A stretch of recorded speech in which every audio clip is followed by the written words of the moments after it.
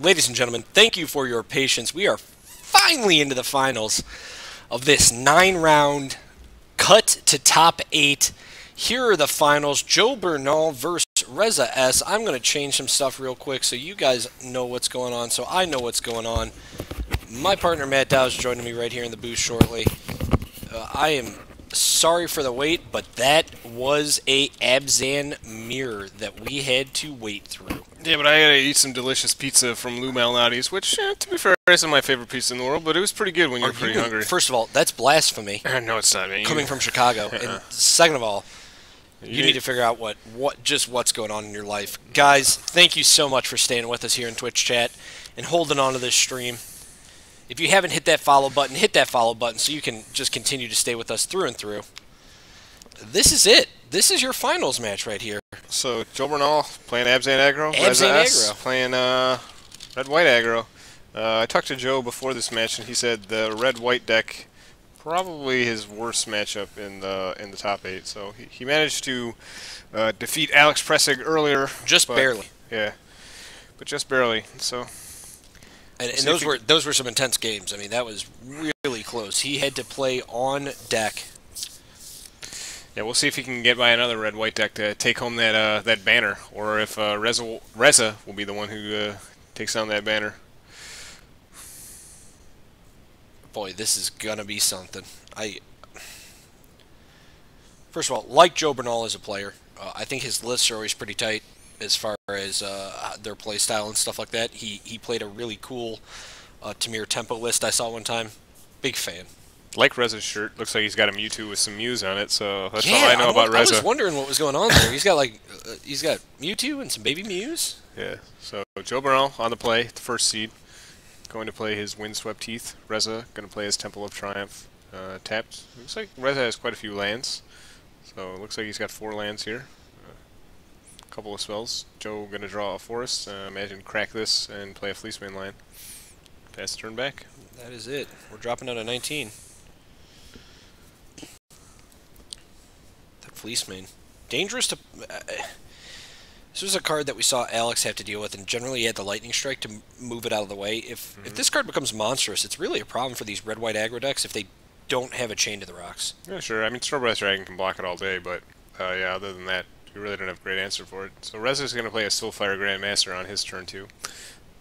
Let's see what Joe's follow-up here is after a mulligan to 3. Or a mulligan to 6. Sorry. I bet he has going to make his 3rd land drop here. Man, you know what? It doesn't even matter. Chain of the Rocks doesn't mean crap. Fleecemane Lion gets hexproof. It does get hexproof. I'm sorry.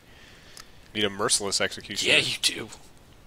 Now, this Soulfire Grandmaster was something that Alex only had one of in his main. Do we think it's the same for Reza? I'd imagine so. I don't know. I haven't seen Reza's deck list, so those have been locked under Vault and Key. Oh, so that's what the shirt is. It's 2 Mews doing a fusion dance from Dragon Ball Z to become a Mewtwo. Ah, okay. Interesting.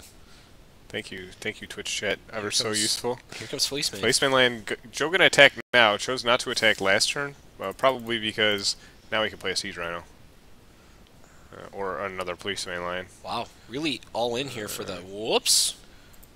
Yeah, Joe's gonna make his guy indestructible, but Reza's still gonna gain 4 life off the Stoke the Flames.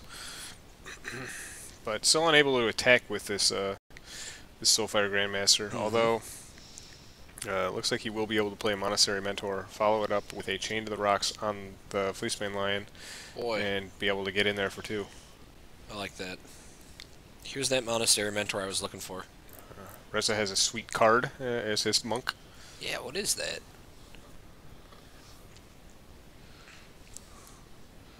Joe drawing one of his 2 Nissas that he has main deck. Gonna play a Siege Rhino. Pretty good card. Gonna go up to 20. Then Reza down to 18. So let's see what kind of crazy things Reza can do here with a Soulfire Grandmaster and Soulfire Grandmaster's ability is 4 mana, correct? Correct. Yeah. Okay. So we don't have no attacks. Siege Rhino, being the wall that he is. Dr. Siegington is hard to get around. He sure is. So Joe has his 5th land drop, which would allow him to take a damage to play this Nissa, since he does have double green off the Llanowar Waste. Unfortunately for Reza, he can't. He doesn't have another red creature, or else he could do the Stoke buyback Stoke. Well, that's what I was looking for. Yeah, but he just doesn't. It's not available to him, and I was hoping we were going to get to see that because I think that's a really sweet play and really shows you the abilities that Soulfire Grandmaster kind of possesses. But in looking at the build for the red-white aggro list, it's really hard for them to do that. I guess unless it's late game or they've flooded on mana. Yeah, it's pretty expensive, but Convoke, Stoke having Convoke enables him to do that here with only 5 mana. But unfortunately, none of these creatures are red, so Joe gonna cast an Nissa, make a Plains a 4/4. I think Reza has 2 Stokes in hand. Stoke is pretty good, especially when it's gaining you 4 life. Yeah.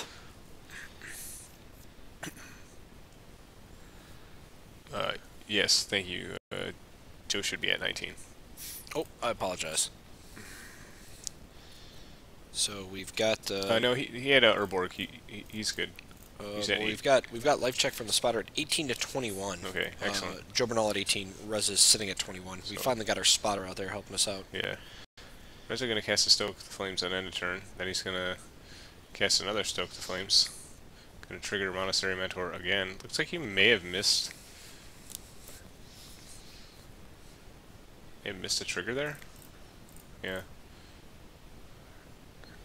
Did he cast a Stoke earlier? Yes. So Reza has a lot of Stokes here. Stoke is a pretty good card, especially when you can buy it back and just continue casting it for free, essentially. Yeah.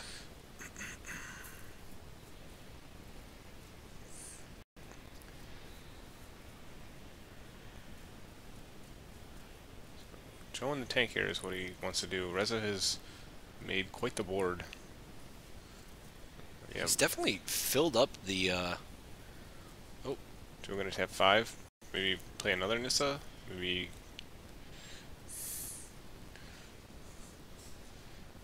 Just gonna pass it back. What? Pass it back. Oh, he monsters the Fleeceman line. Oh, Roger. Yep. Looks like Reza is gonna gain a life. Yep. 22. Off of the tap land.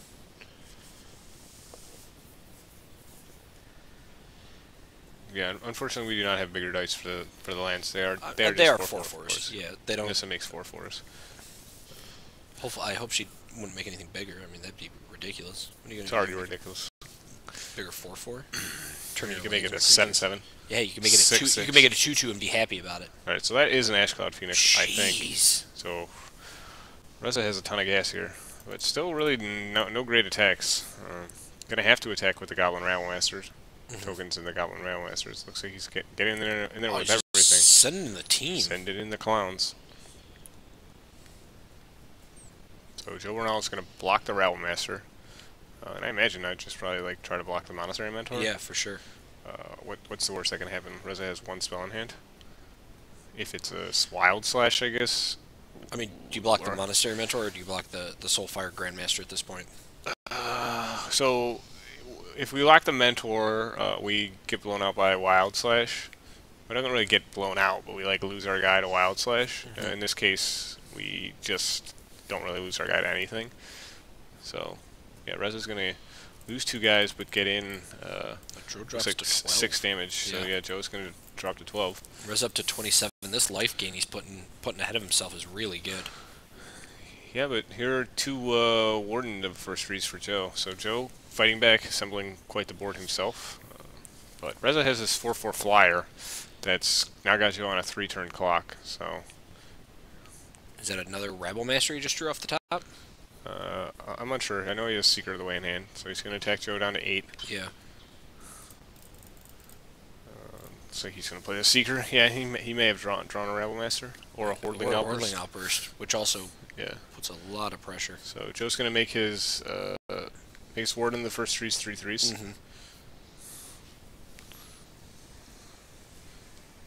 1 mana away from being able to eventually get them to 8/8 Flying Lifelikers?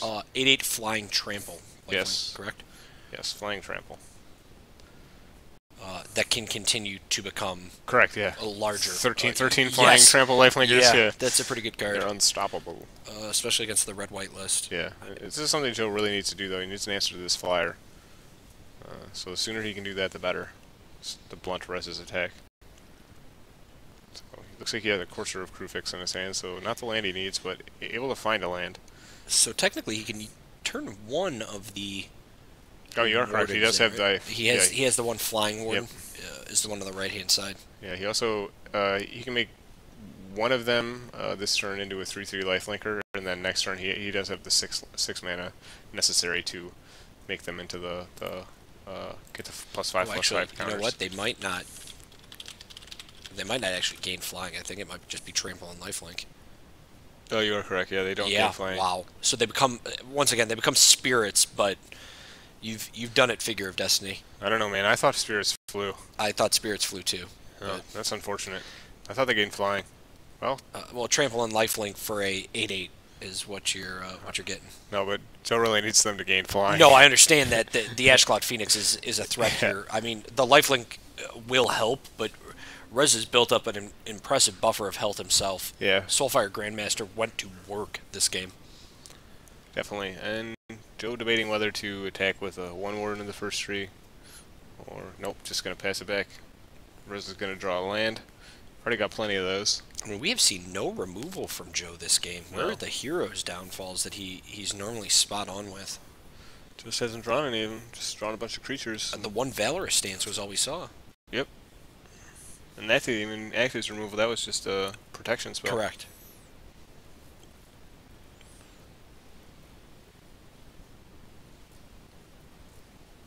So Reza gonna attack, put Joe down to 4.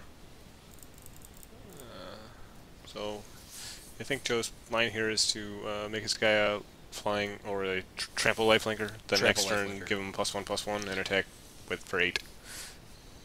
Although if, say, Reza has a burn spell or something to kill, so he can like block with a token and then kill it, would allow him to blow up Joe's plan here of trying to gain all this life back.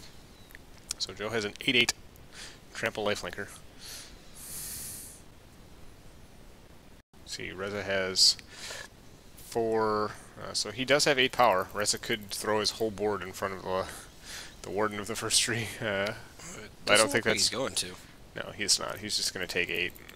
Looks like go to 19, and then Joe's going to go up to 12. So that's one way to handle this Ashcloud Phoenix. Although Siege Rhino, I mean not Siege Rhino, Stormbreath Dragon here, I think is what Reza just drew. So gonna be able to at least negate this 8-point lifelink swing. But problem is Joe has another warden of the first tree. Yeah. So he can be potentially looking at getting 16 life per turn.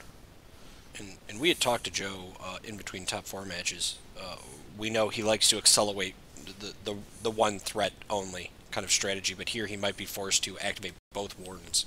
Yeah, I definitely think that's the case, because right now they're just nullifying each other. The problem is Joe drops to 4 before the warden gets to attack again, so he is vulnerable to a Stoke the Flames or another dragon, something like that. Man, this is a slugfest. This is not usually how this match plays out. No, this is a pretty crazy match. Yeah, Reza does have the mana necessary to monstrous the Stormbreath Dragon next turn, so that also potentially playing into this for Joe. He might just be dead. Very different lines than what we've seen from other red-white aggro players like Alex Pressig earlier. I mean, just. Oh yeah. Okay, so remember that can now as a 13/13 lifelink trampler. Correct. So he's going to go up to 17. This card is insane. This card is going to go up to 17. Reza, I think, going to take it and go down to 6, and he needs to find a Chain to the Rocks immediately, and that is not a Chain to the Rocks. That's a land.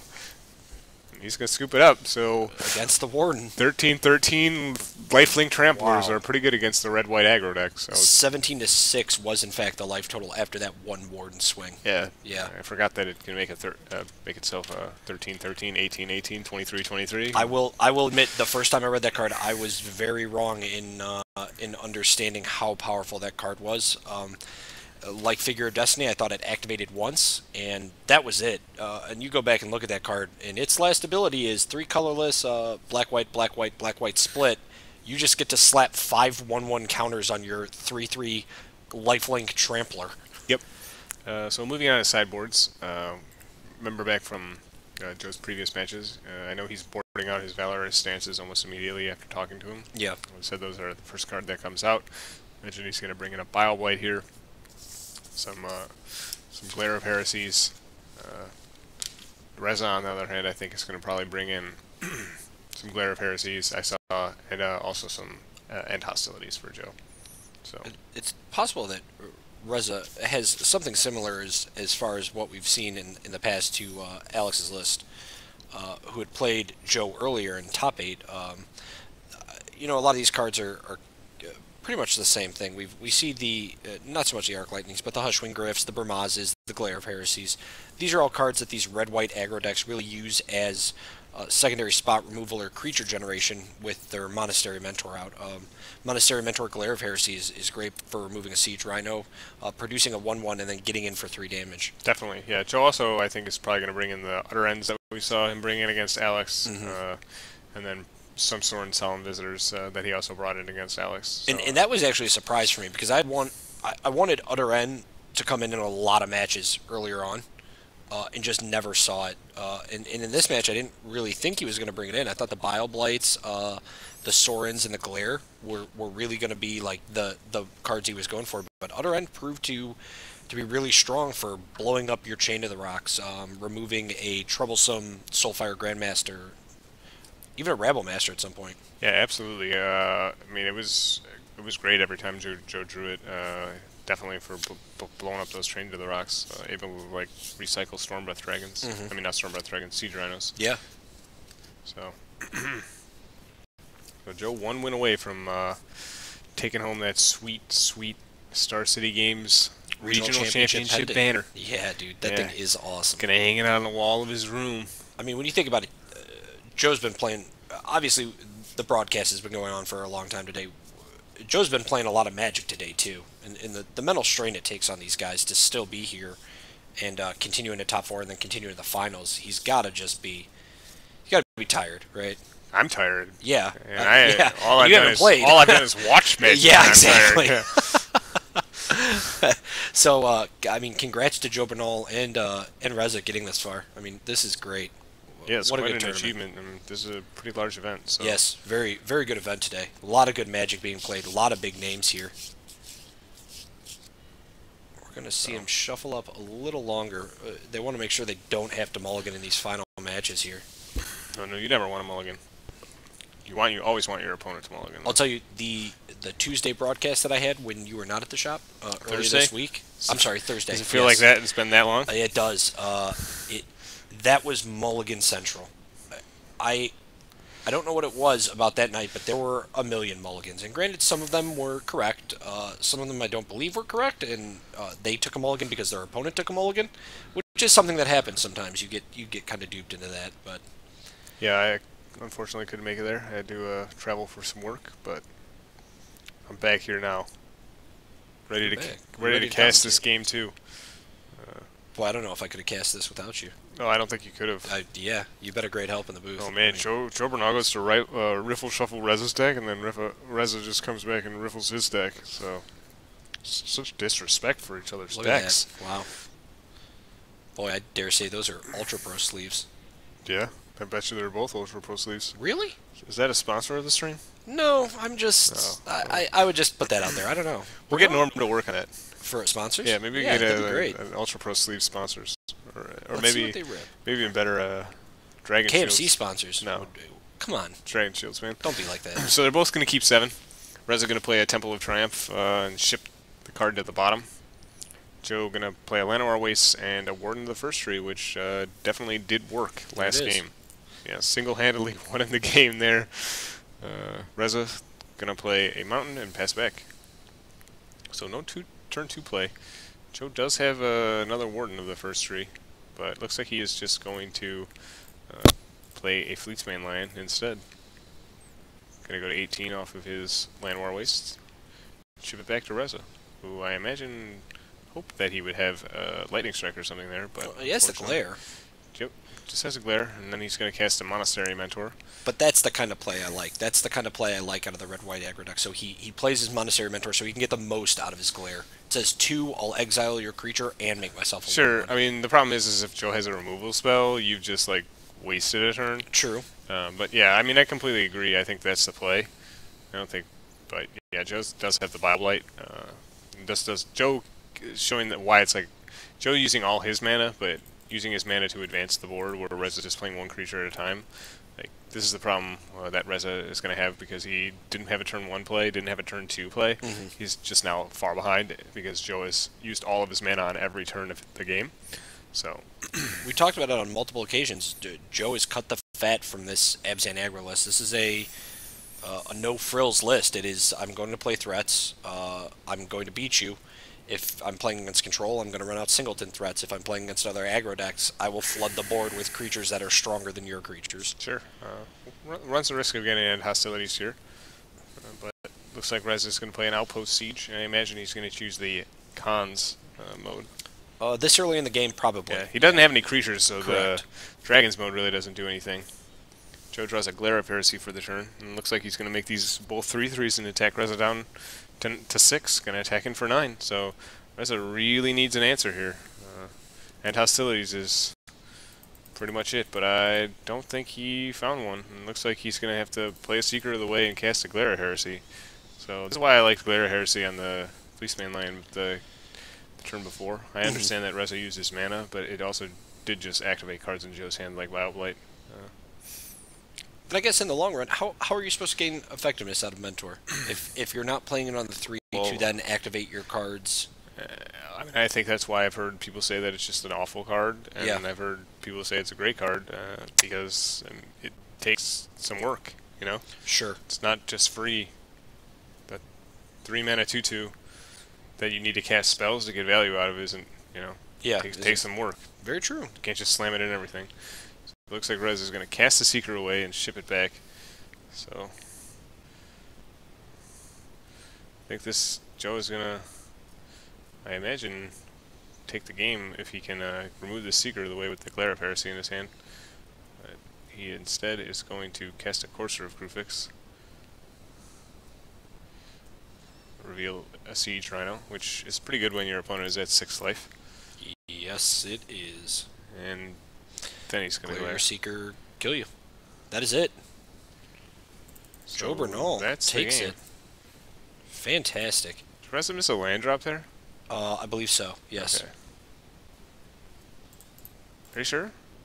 I thought he did. Did he not? Yeah, well, he played did. Outpost Siege on the 4, Yep, and then thank I you. don't believe he Yeah. played a land after that. Correct. You're correct. Yep. So Joe Bernal takes this event down Wow. handedly. Didn't lose a match all game, all event. Yeah. Yeah. He went 8-0, and then he drew in round 9, and then didn't lose a match in the top 8. Definitely. So undefeated.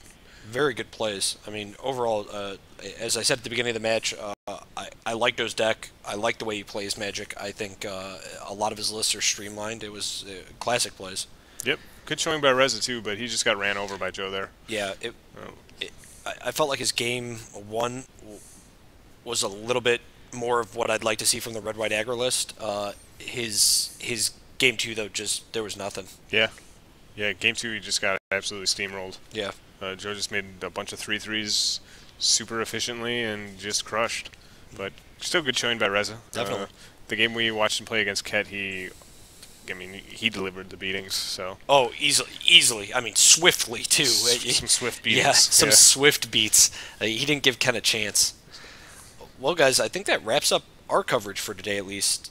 Thank you so much for sticking around and hanging out with me and Matt for this event. This was the first of many now regional SCG championships that they're planning on hosting. This was considered the winter one. I know they have one coming up in the spring or the summer, I believe. Yes. So next is spring. Correct. So they don't have one then that states Yep. summer would be the next one. Yeah. Yeah. Okay. Yeah. So I can't imagine how hot it's going to be in this gymnasium if we're in here again in the summer. It could be very hot. But overall, a great event. Just good Magic being played throughout all the rounds. I don't know. That's about it. I'm tired. You've got to be tired too, though I was here earlier than you and set up and did more work. But yeah, but I forgot my tea at home on my counter. you did forget your tea at home. That was tragic. Matt needs his tea. I was debating actually turning around and going to get it, but I was like, oh man, the Andrew's expecting me at like 8:30. Yep. And then I got lost because I didn't have my tea. Yep. So that's what happens. Make sure you drink your tea, guys. Yeah. But beyond that, make sure you definitely go and follow Nerd Rage Gaming on Facebook. Follow us on Twitter at Nerd Rage Gaming 1. You can also follow us on Facebook, or I'm sorry, on YouTube at Nerd Rage Gaming 1. Click the follow link on Twitch, obviously, because you want to stay up to date when me and Matt ever do regular FNMs, which we often do every Friday night. And then on top of that, we have Indie States as well, which will be a big event that will be live broadcast. So that will be in the spring. Yeah, that will be in the spring. So that's a little while off. But just keep in touch. And then you can always reach me at NRG Druid, DROOD, on Twitter. And Matt at vote_nader. I have a question for you. Yes. Do you not know how to spell Druid? You know what?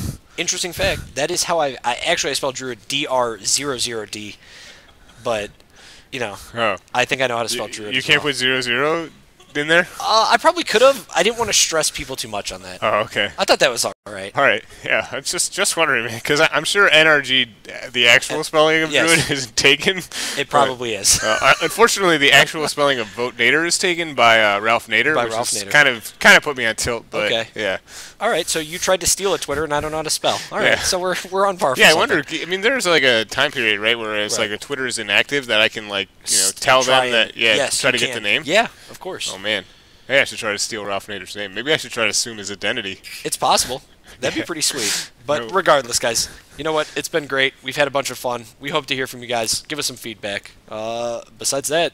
Yeah, thanks for showing up. Yeah. It was a great time. Yeah. Take care. You can find Decklist. Oh, Decklist is what they all want. Decklist will be posted eventually on StarCityGames.com, and they will also be posted on Nerd Rage Gaming Facebook. So you guys can check them out there. Indeed. All right, guys.